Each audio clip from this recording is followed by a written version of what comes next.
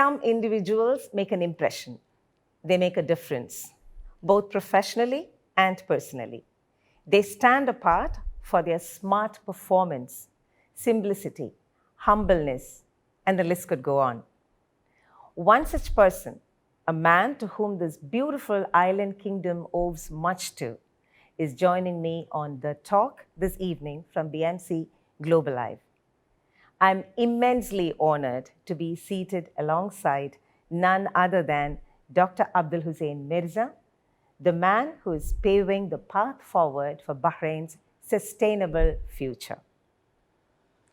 Dr. Mirza, good evening, Your Excellency. It's indeed an honor and pleasure to be seated. I'm grateful to you for hosting me. Actually, I thank you for that. Your Excellency, the person and the personality, Dr. Mirza, needs no introduction. But allow me to do the formality, and this time, for the first time, I'll have to read it from a list because I take it as an honor. The President of Bahrain's Sustainable Energy Authority, His Excellency, was Bahrain's former Minister of Electricity and Water Affairs, who held several other ministerial positions, including that of the Minister of State, Chairman of the Tender Board, Minister of Cabinet Affairs, and the Minister of Oil and Gas Affairs, subsequent to which he was appointed the Minister of Energy. A doctorate degree holder from the UK in Management of Change, His Excellency is the recipient of the Minister of the Year Award by Petroleum Economist in 2016. Dr. Mirza was chosen Man of the Year by the Asian Federation of Human Development in 2013, and he was awarded the Bahrain Medal by His Majesty King Hamad in 2011. He is a member of the Supreme Committee for the Natural Resources and Economic Security and that of Urban Planning, both chaired by Bahrain's Crown Prince and Prime Minister, His Royal Highness Prince Salman bin Hamad Al Khalifa. He is also member of Supreme Government IT and Communications Committee, Civil Defense Council, Ministerial Water Resources Council, Infrastructure and Services Committee, as well as board member of the Bahrain Center for Strategic, International and Energy Studies. Former member of the Board of Directors of the Economic Development Board, Dr. Mirza was also a member of the Shura Council. The first chairman of the Bahrain Government Tender Board, Dr. Mirza has authored 2 books and has many research papers to his credit on management. His Excellency was the chairman of Board of Directors of the National Oil and Gas Authority, Oil and Gas Holding Company, Tatweer Petroleum, and Bahrain Petroleum Company, BAPCO. And allow me to once again welcome this personality to the studios and the viewers of BMC. Dr. Mirza, thank you, Your Excellency. Let me just go into my very first question this evening. We've heard a lot from you about your career. We know you have been a person who was with the people, both residents and citizens in the country. Tell us something about your childhood, which I couldn't find it anywhere, trust me. I was Googling, I was checking. So not many people know that. So I would want to start with that. Tell us something about your childhood, your upbringing. Well, I come from a large family. We are 7 brothers and 5 sisters. In those days, it was common to have large families. I am the 3rd son. I was born on 2nd of August, 1944. That makes me 77 years old now. And I was born in Manama in Al-Makharga district. Our house was very close to the police fort. And when I was 6 years old, I attended the Western Primary School, which is called Abu Bakr Primary School. My father was keen that all his children should be educated. And my father was a self-made man. He actually started in 1925 he joined the police force. He started as an ordinary policeman. This was when officially the police force was formed in 1919. So my father was one of the few people who joined for the first time. Because of his hard work and his dedication and his courage, he climbed up the ladder of the police ranking until he became a brigadier. He was known as chief of police. In his days, when people wanted anything from police, they say, call Ali Mirza, my father, Ali Mirza. So he was one of the well-known, well-respected person in the community. And he also was the confidant of the rulers of Bahrain. For example, he was the official escort of His Highness, the late Amir Sheikh Isa bin Salman. And before him, the late Sheikh Salman, the grandfather of the king. They trusted him with their security.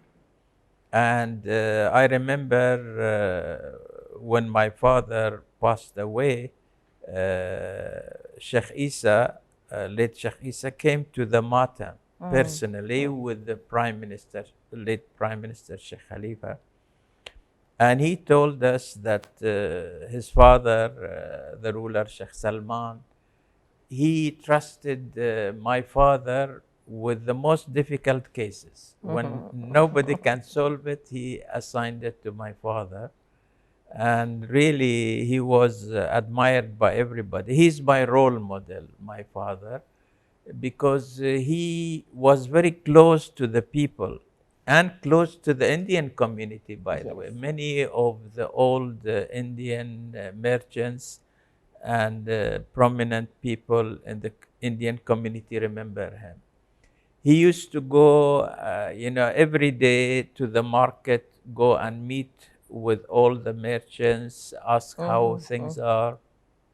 And he was known that when there is dispute between two parties, he try to make reconciliation between them rather than take them to the court first. Yes. If they don't, then of course, because he was also the Attorney General. He was representing the prosecutors in the court.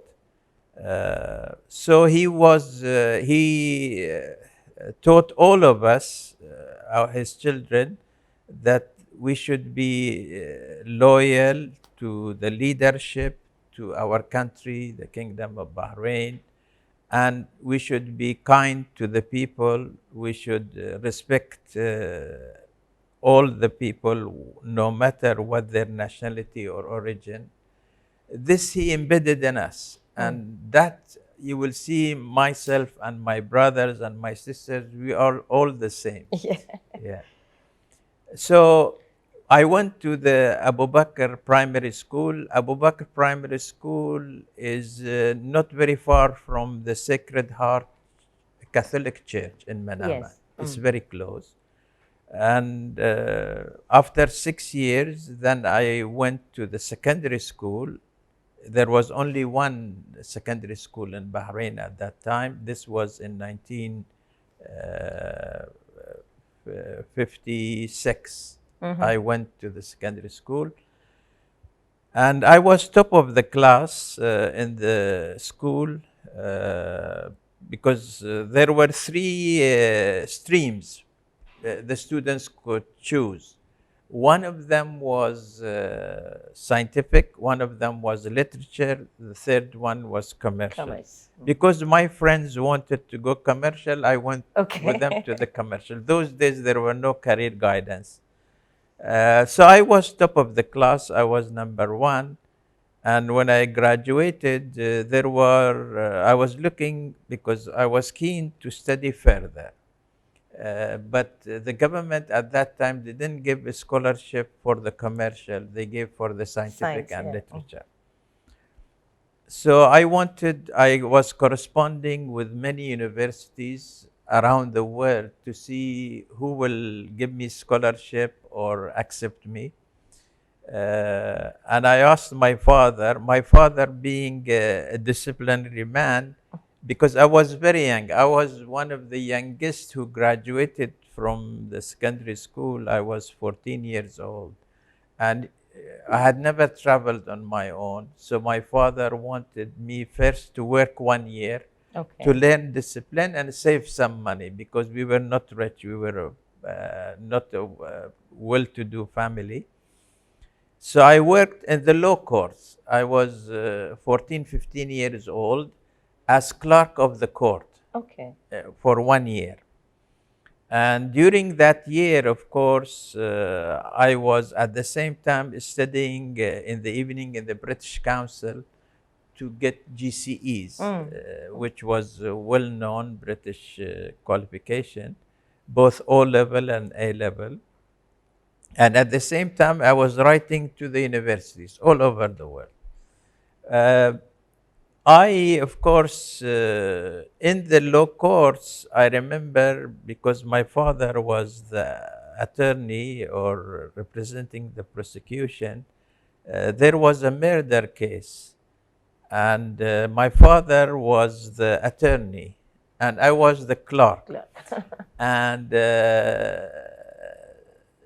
the British, actually, Sir Charles Belgrave used to attend, and there was a British judicial advisor, Sir David Humphreys. He used to attend as well. So I was translating, because I studied in the British Council. My English was very good. So I was translating for them. But in that trial, the person, he realized that I'm the son of the attorney.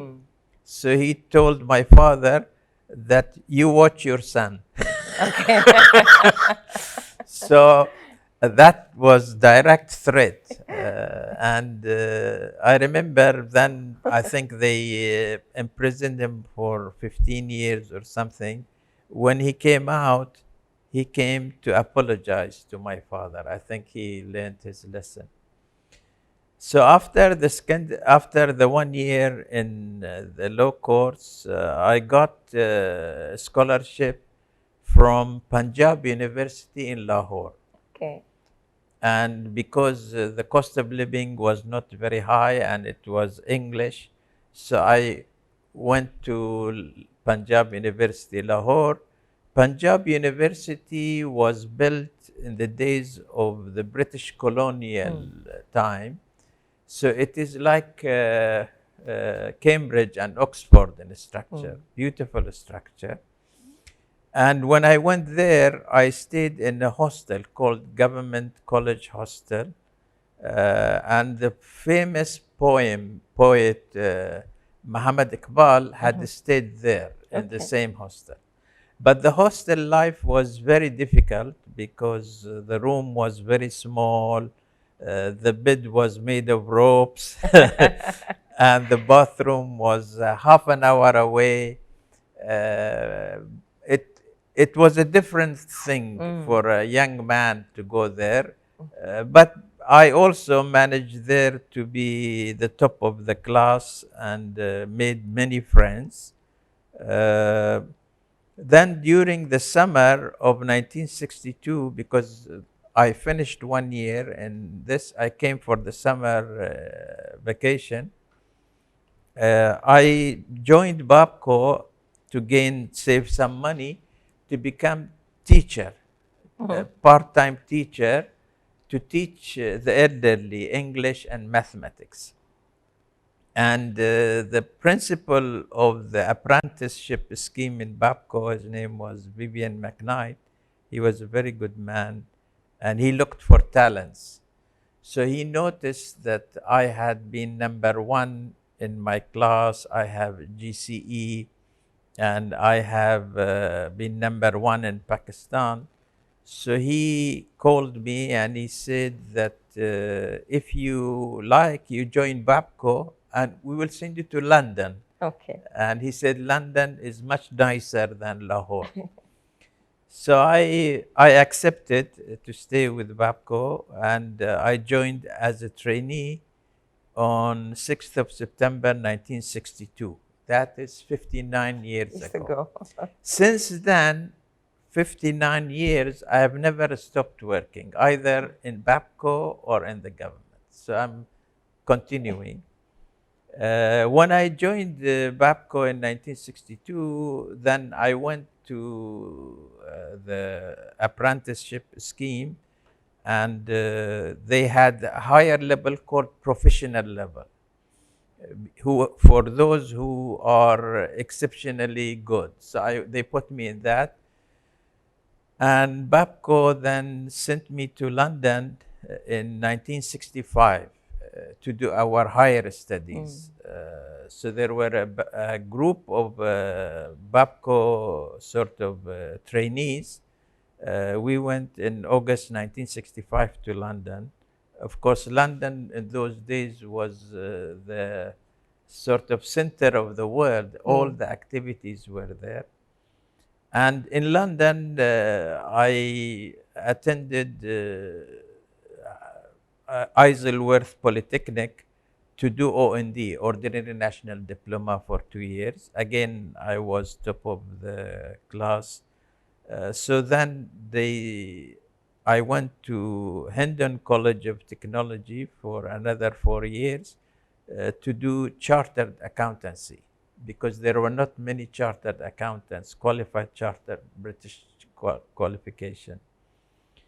And again, in that chartered accountancy, chartered management accountancy, only 1/3 of the people who sit the exam pass. Fortunately for me, I passed it, and I was awarded the top student in management accounting.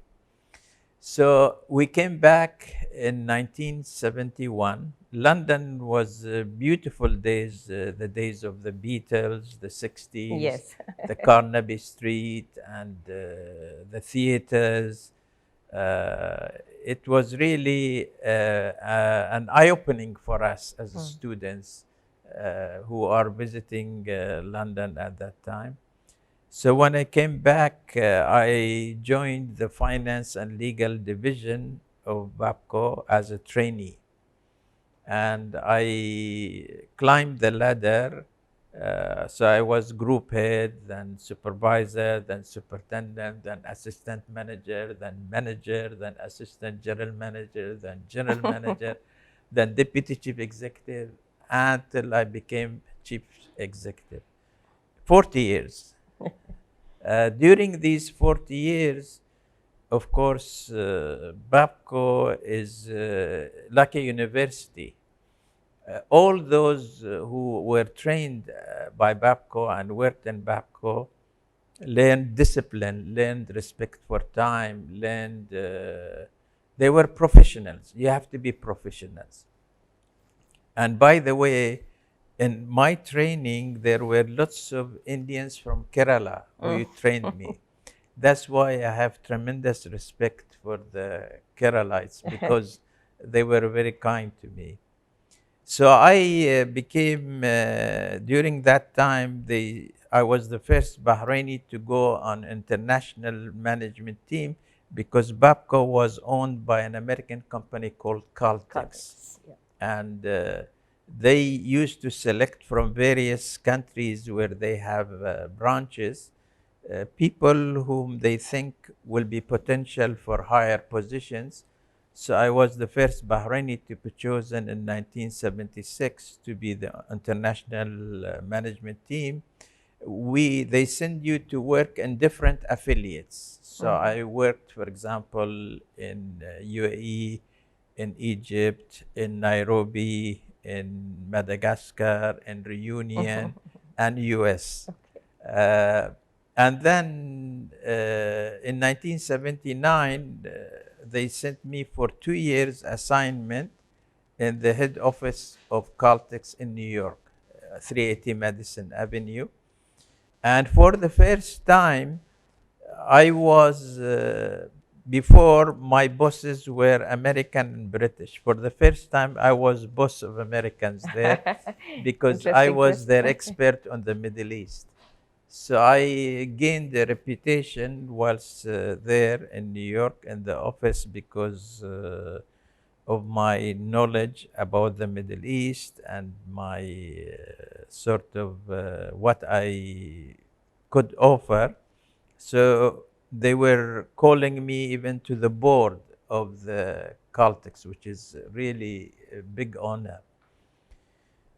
And then, of course, Babco because Caltex owned Babco. Babco would not give you a senior position except if they are sure that you can do it not 100%, but 150%. Okay.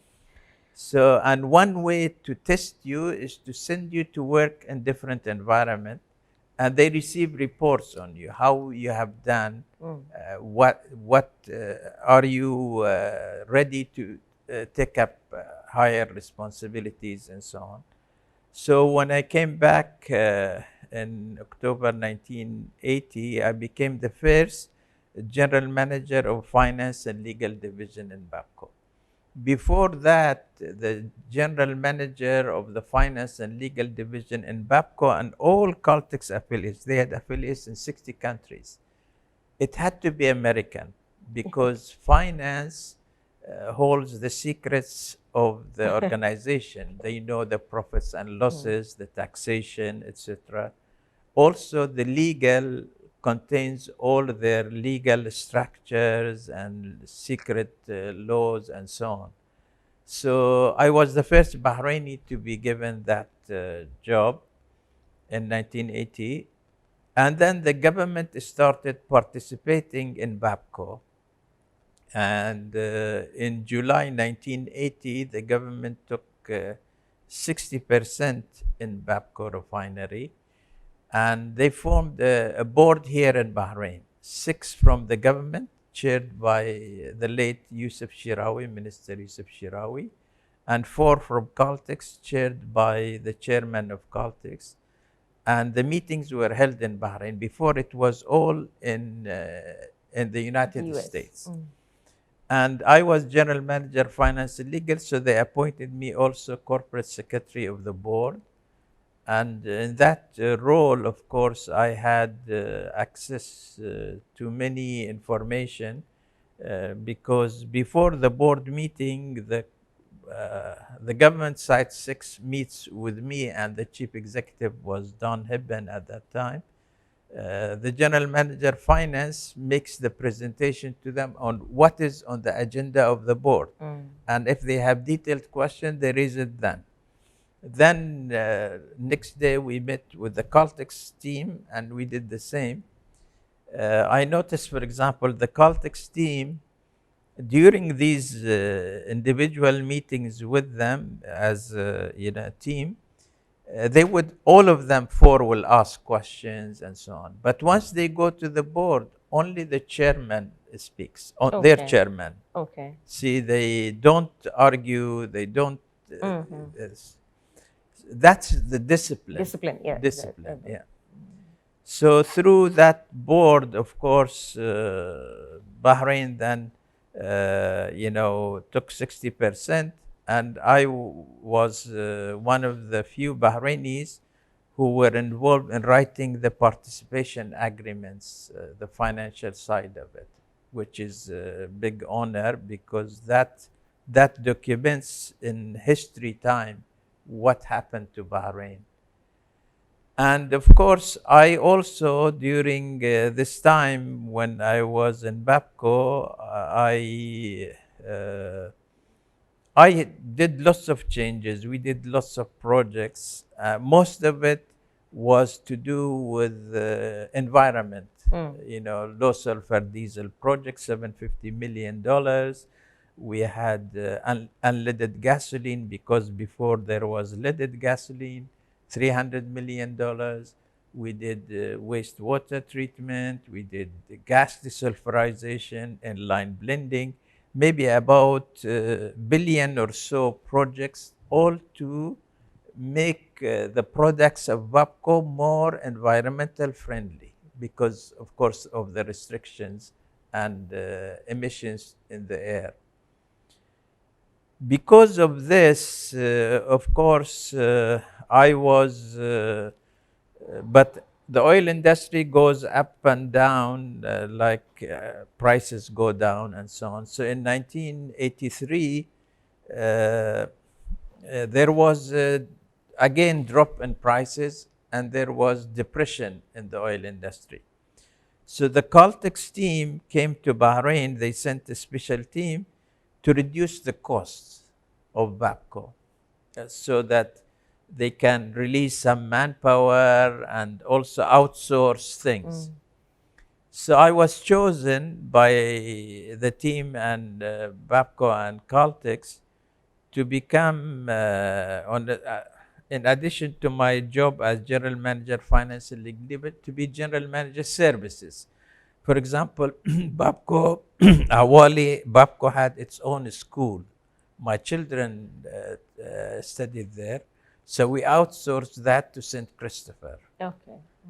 We had our own transport fleet. We had 600 cars and trailers and fuelers and so on.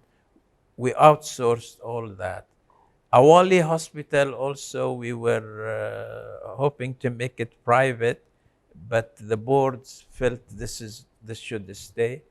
So lots of things we did. We reduced the cost of the company, and because of this success, then in 1998, they made me Deputy Chief Executive, the first Bahraini Deputy Chief Executive in Babco. And during that time, there was a Chief Executive who was from South Africa. But he used to travel a lot. So I used to be acting Chief Executive maybe more than 200 times. So people were looking for me as Chief Executive. So I was, because of 40 years, I knew everybody. I was very comfortable. We had done improvements. I was very happy with my life. And in November 2002, I received a call. I was working in the refinery in my office, from the office of His Highness the Prime Minister, the late Sheikh Khalifa. And he said, the Prime Minister wants to see you. Before that, by the way, in 2000, His Majesty appointed me in the Shura Council. There was no elected house at that time. At that time, there only was the Shura. Only Shura. And it was very, very influential. So when the protocol from His Highness called me in the refinery, he said, the Prime Minister wants to see you. So I said, when? He said, now. So I said, I'm in the refinery. He said, no, now. I said, it takes at least half an hour. So he said, please hurry up, because he's waiting for you. So I took a driver and went fast to the government house. And there was another minister, in this waiting room before me. He was the previous Minister of Education. I think this was the time, because the Prime Minister used to meet each minister one-to-one in those days. Okay. So he was before me, so he went, and it didn't take long, and he came out, and apparently they told him he will no longer be a minister, and thanked him. So he was not very pleased. So my turn came, and that was the first time I sat one-to-one with the Prime Minister, the late Sheikh Khalifa. He was a jewel, actually. He was very kind to me and said, we have seen you, you are very capable, competencies, and so on.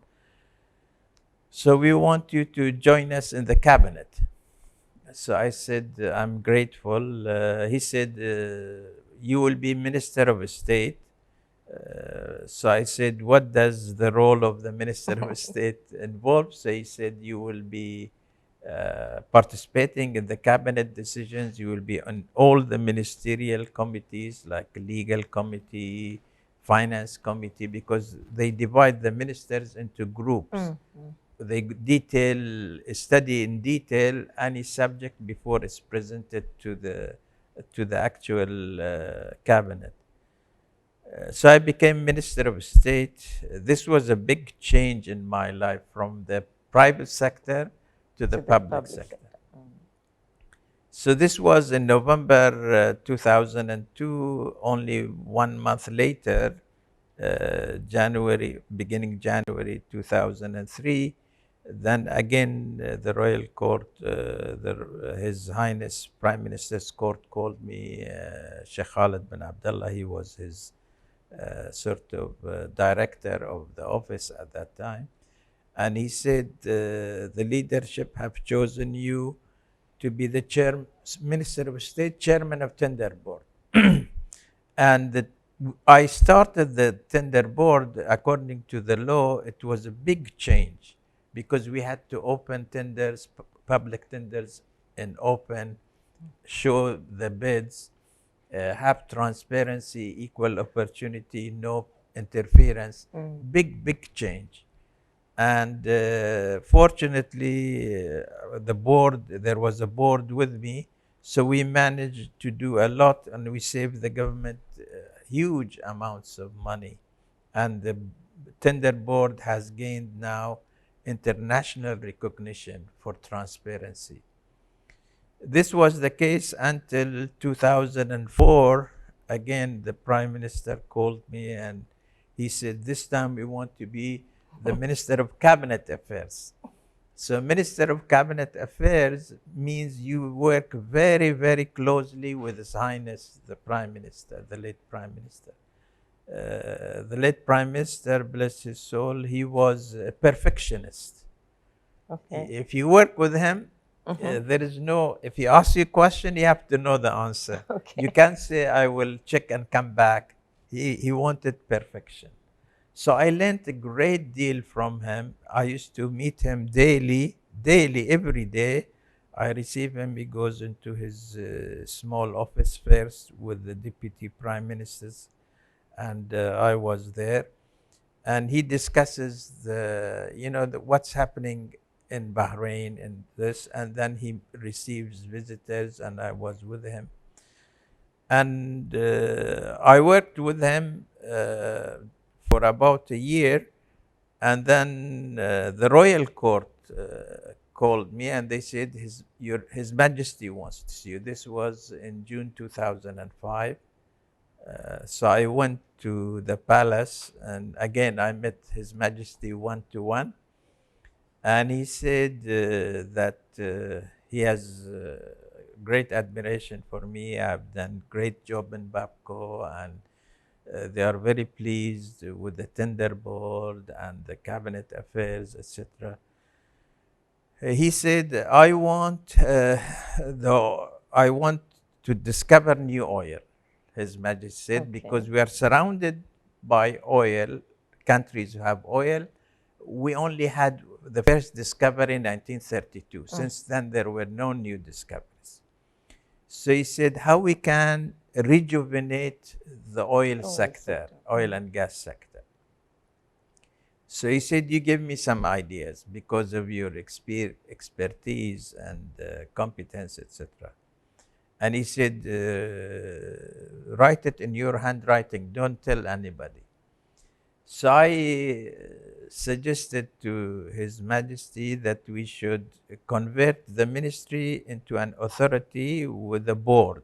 Instead of a minister taking decisions and the bureaucracy, there is a board with the minister, of course, chairman, but it's technocrats. It's not political appointments. So, and we called it National Oil and Gas Authority, which is NOGA.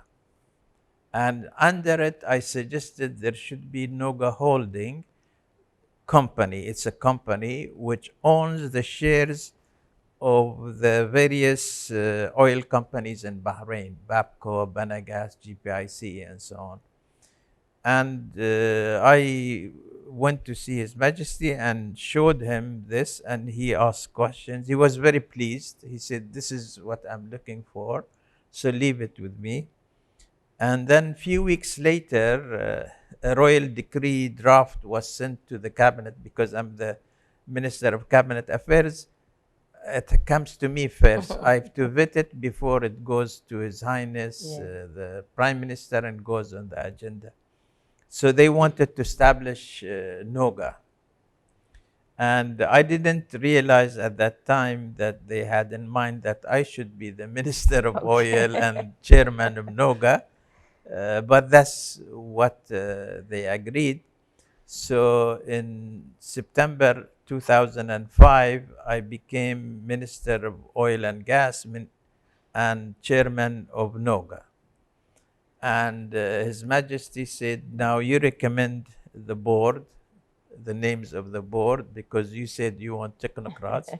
So I chose the chief executive of BAPCO, chief executive of GPIC, ALBA, Caltex, Banagas, and I added with them the governor of the monetary agency, Rashid al-Mi'raj. So I wrote these names, I took them to His Majesty, and he said, consider it done. So the board was formed. And that board, because it was a professional board, technocrats, all have proven their abilities by rising to the highest, the chief executive position. So we did lots of things to rejuvenate the oil industry. All these integrations you see now of refinery modernization, AB pipeline, the discovery of oil, all we had it, we started it. And His Majesty was very, very pleased. So that was the time, for example, we initiated something called deep gas. We put it to tender, and an American company won it called Occidental. And they really discovered the gas, new gas for us. And also Oxy explored offshore and onshore, and they discovered some oil. But at that time, the policy was not to announce and not to say anything, because Bahrain, of course, was relying on also help from the neighboring countries. So if they announce that they have lots of oil, nobody will help. That was the case. And in February 2011, when the events happened in Bahrain, the Pearl roundabout and all that, in February 26th, His Majesty, actually February 14th, 2011, His Majesty gave me the Medal of Bahrain. And at night there was demonstration, and 2 people died in the demonstration. So it started the flaring of the riots and the disturbances. So on 26th of February 2011, His Majesty added to me electricity and water. To oil and gas, I had electricity. He called me Minister of Energy. So that was, of course, a tough job, because you have 2 of the most critical sectors. Yeah. Because without, if the refinery stops or if the production stops, because Bahrain revenue, about 80% of it was from oil. And if the refinery stops, there will be no gasoline, no kerosene for the jets and so on. And also, if the gas is not provided to the electricity power stations, it would not work. So we had a tough job to make sure everything goes on despite all these. So that, alhamdulillah, we did well. And then later, they took oil and gas. This was in 2012. They took the oil and gas, they put it with the Ministry of Finance for 1.5 years. And then in December, His Highness, the Prime Minister, said he has discussed with His Majesty. He wants us to assume again Minister of Energy. Because they said you have done a lot and things have not moved, so we want this to move. So I became Minister of Energy again. And every time, of course, there is a change in your portfolio, you go and do the oath in front of His Majesty. So His Majesty, because I used to see him almost once every 2 days when I was Minister of Oil, and he saw me so many times come for the oath. He said, "You know it by heart now." So then again, in June 2016, they separated, they made Ministry of Oil, and Sheikh Mohammed, who was working for me, became Minister of Oil, and I was Minister of Electricity and Water. Of course, during this period, I introduced the idea of clean energy, which was new.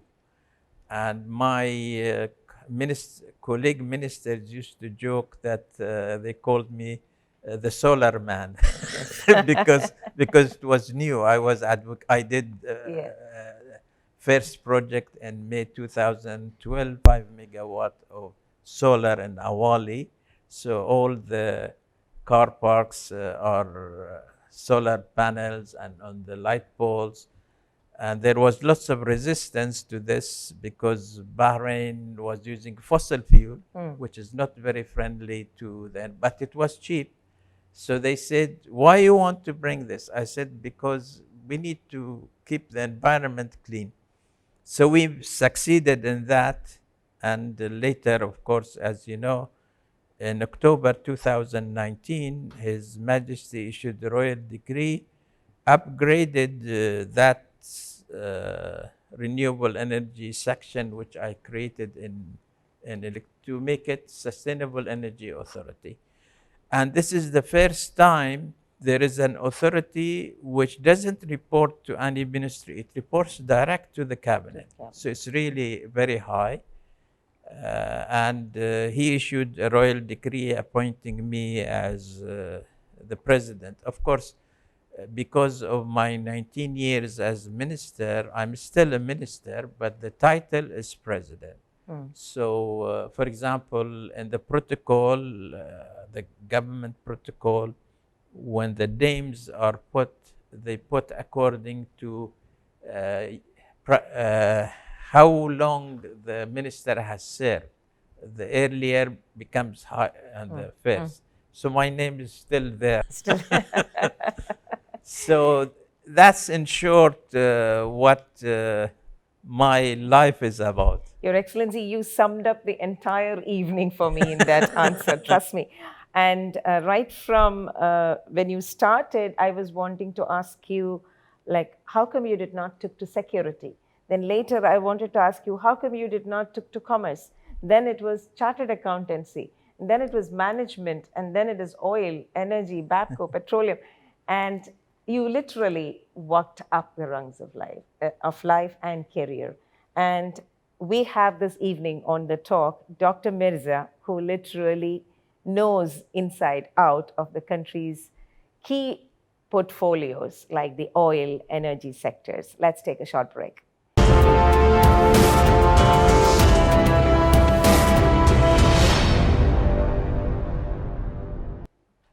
Welcome back to the episode, The Talk, An Evening with a Celebrity. And this evening, we have Dr. Mirza, the President of Sustainable Energy Authority, joining me from the BMC studios. Your Excellency, ever since I've seen you, I've always seen you with a smile. And you're very calm, composed. And there is a serenity around you. And as you rightly pointed out, even during the time when we were going through tough time and handling two very important portfolios like electricity, water, and oil and energy, I've never seen you without a smile. And all the more, you did touch upon this, your close association with the Indian diaspora, especially the Keralites. I'm honored myself as a Keralite. Tell us, what makes you so close to our community? And what is one thing that you would pinpoint on us, which makes you dear to us? I think, the Indian community are really the people who built Bahrain. I mean, they are part of the building up and development of Bahrain in every sphere, whether it's in construction, whether it's intellectual, whether, like I say, my training when I was in Babco was my trainers were from Kerala, and the Indian community are peaceful community. They don't create problems. They are not troublemakers. They get along with people of Bahrain, and Bahraini people are kind people. If you are kind, they reciprocate.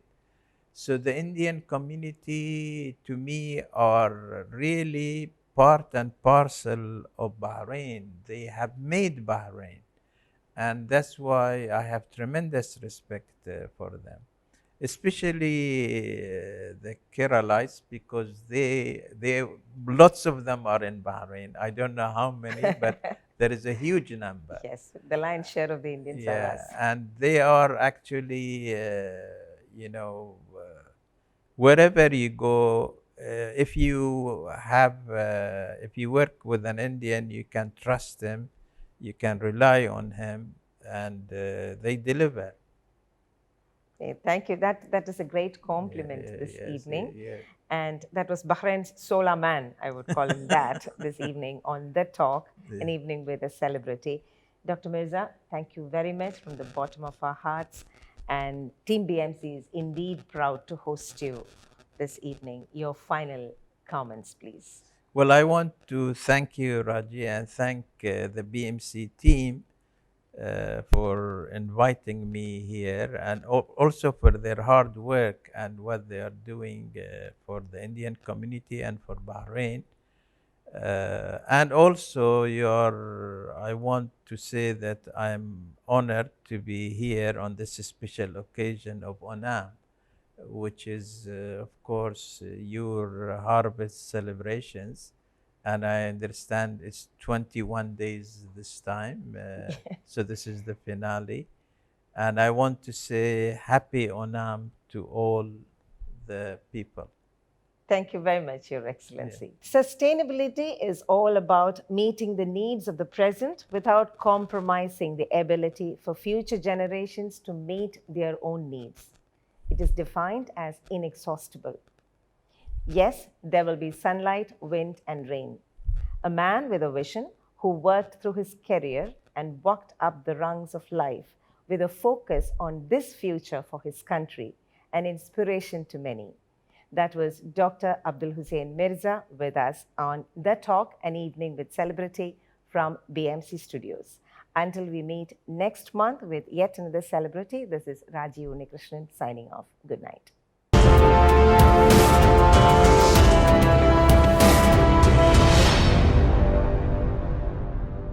May I now invite Mr. Francis Kaidaratha, the chairman of BMC, along with Praveen Krishna, the media head, to hand over the memento to Dr. Mirza.